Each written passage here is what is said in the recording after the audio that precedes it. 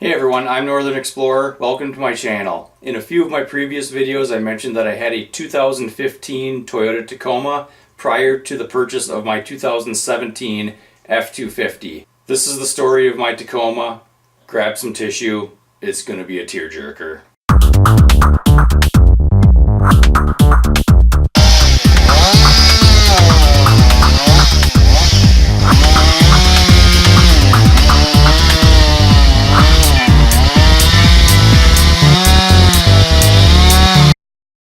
In July of 2016, I drove to Ohio to purchase a used 2015 Toyota Tacoma with the TRD off-road package. This truck had less than 10,000 miles on the odometer and was in like-new condition. I quickly got to work adding modifications for overland travel. My first mod was a set of Toyo Open Country MTs size 235, 85, 16. The next step was to install a set of Firestone ride-right airbags along with Daystar airbag cradles to help control the weight of the camper that was soon to be mounted. I purchased a set of WeatherTech floor mats, a mirrorizer, and a seat lift kit. Four-wheel camper Tacoma mounting brackets were then installed, along with a plug to charge the camper battery. It was now time to mount the camper and take it on a shakedown trip with friends. The truck drove well and I was pleased with the results so far, but on August 8th, 2016, the gods conspired against Northern Explorer and dropped a giant tree branch on my truck, and my camper, and my house. The utility company showed up to do a lot of the cleanup because 2 power lines were also taken out. With the tree cleared away, the full extent of the damage could now be seen.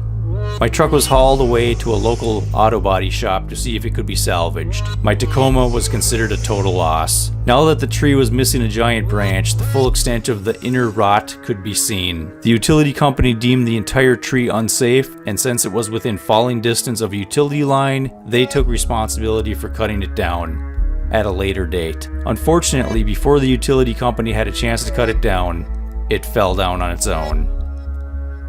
Besides taking out the utility line, it also leveled my neighbor's fence. It was now my responsibility to clean up the mess and fix the fence. Not being one to give up, I got online and found another Toyota Tacoma that was basically an exact clone of my first one. On August 19th of 2016, I drove to Iowa to pick it up.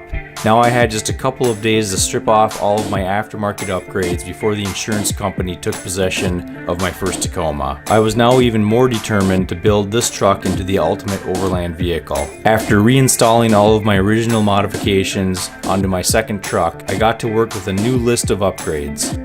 The first of which was to remove the back seat in order to install sound deadening material and a custom shelving unit.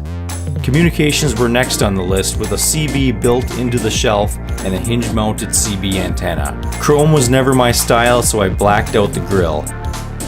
It was now time to install a winch. I went with a Pilfrey-built hidden winch mount and a Warren M8000S with a factor 55 flat link to finish it off. I really liked the from the factory look that this system had, and it saved a ton of weight. The glare off the white hood was intense, so a hood blackout was in order. A snorkel was next on the list.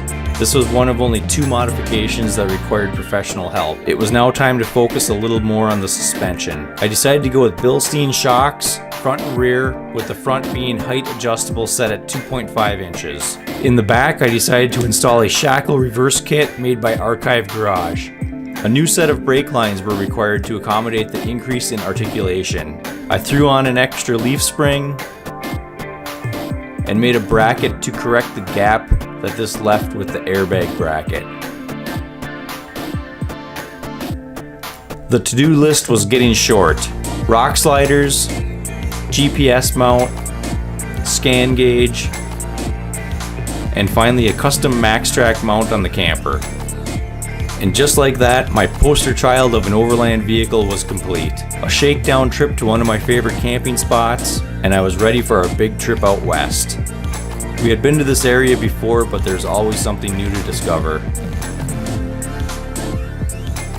We successfully completed Elephant Hill Trail south of Moab, and decided to find a cooler place to camp at a higher elevation up in the mountains. Things were going good, but little did I know the gods were once again conspiring against Northern Explorer. The following morning, as we were driving back down to lower elevations, my truck was hurled off the mountain road and came to rest on its side. Okay, maybe it wasn't the gods that hurled my truck off the road.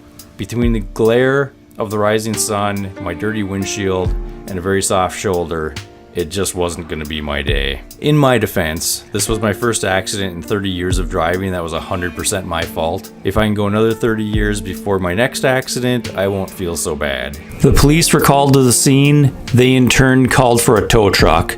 The tow truck showed up and the guy decided that the recovery was going to be a little outside of his comfort level. The policeman then drove me into Moab and gave me the number of a guy named Dave.